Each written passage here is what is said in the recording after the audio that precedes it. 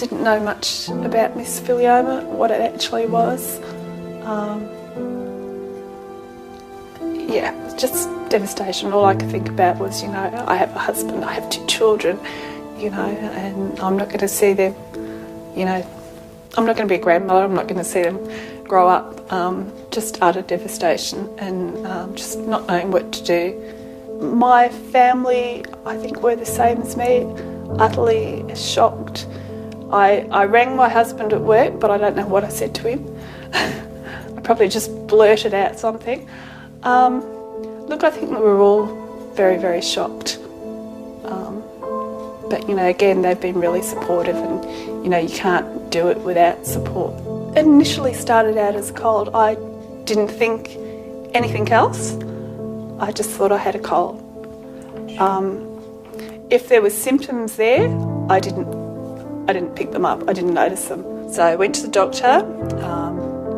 She said, your chest sounds a bit funny, go and get an x-ray. So I went and got an x-ray, got home, picked up the phone on the 101 message, and there was a message to get up to emergency immediately, which obviously we did. Went to emergency, had no idea why I was there, and they ended up draining 4.5 litres of fluid off my lung. They then put me into the Bendigo base just to find out what was wrong. We just got back from overseas, so at first they thought I might have picked up some sort of infection overseas, so I was on a drip with antibiotics for about a week. They did a heap of tests on me.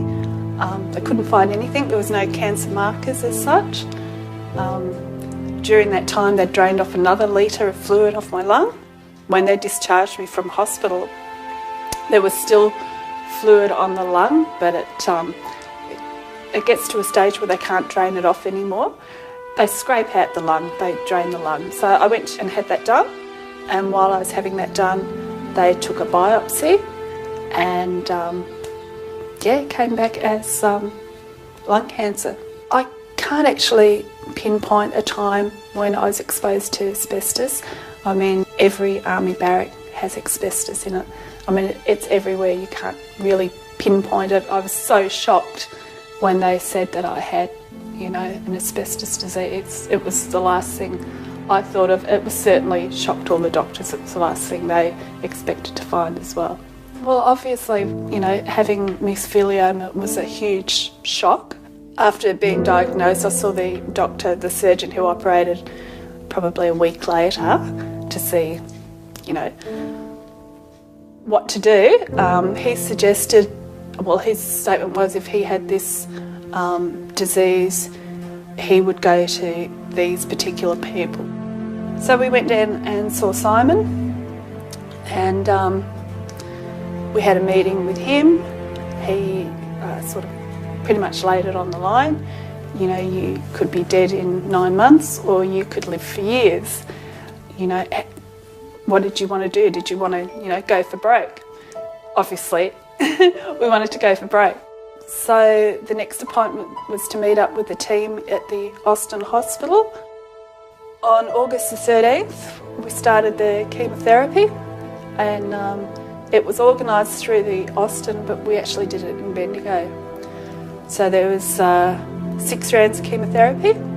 So it was 1 round every 3 weeks, and that went for about 6.5 hours each time. That finished up in late November. Then had a break of about 8 weeks and went down to Melbourne and had all the lung lining removed.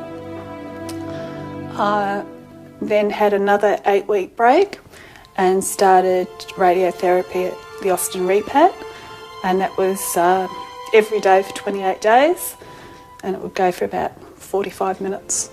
My husband looked after me during my treatment. The chemotherapy, obviously, it hits you a little bit harder each time.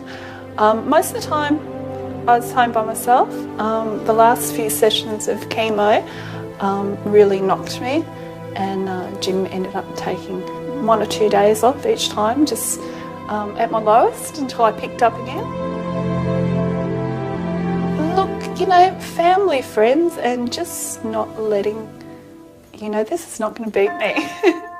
I've got too many things I want to do to, you know, to let it beat you. You know, it does get depressing sometimes, and, you know, I've cried more than I've ever cried in my life, but, you know, at the end of the day, that's not going to help. I'm going to get there, you know. I can defy the odds here. I worked the whole time during the treatment, so I'd have a week and a half off for the chemo, and then I'd go back to work. I'd work between the chemo and the op. After the op, I was back at work a couple of weeks later, and the same with the radiation. I stopped for the 6 weeks of the radiation because we had to travel to Melbourne every day, but then I went straight back to work. And you know, it sounds a bit strange, but it's actually got me through. I like work, so it actually got me through. Working in Defence, they provided a lot of support. We have a psychologist who works with us, so I actually went and spoke to her. But, you know, you get so much support from so many people. You know, your family, you can't do it without your family and your friends. And just workmates, everyone was really, really supportive. Actually, it was really overwhelming, the amount of support you got. If I didn't feel well, I knew I could just get up and come home. So that was great, knowing that, you know, you had that support, and, you know, it was really good. I really enjoy work. I enjoy what I do, and I enjoy the people I work with.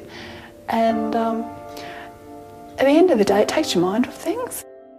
Yeah, I've got some really, really close friends. I'm normally pretty good anyway. I'm pretty sort of laid back, so yeah, I get through it sort of by myself anyway.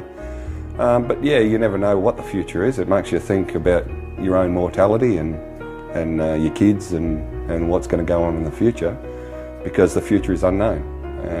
And you don't think about that until there's a major event in your life, and obviously that was a major event in our life. My message to other carers is just to be there, to listen, find out as much as you can about what's going on, because the patient themselves, when they go to appointments, their mind's racing, they tend to thinking about what's going on and what's not going on, and is it going well, and you need somebody else there to take everything in. That way that when you come away, you've got a clear idea of what is actually going on, and because if you do it by yourself, then obviously your mind's in a bit of a blur. To recover from it, I'm still not fully recovered.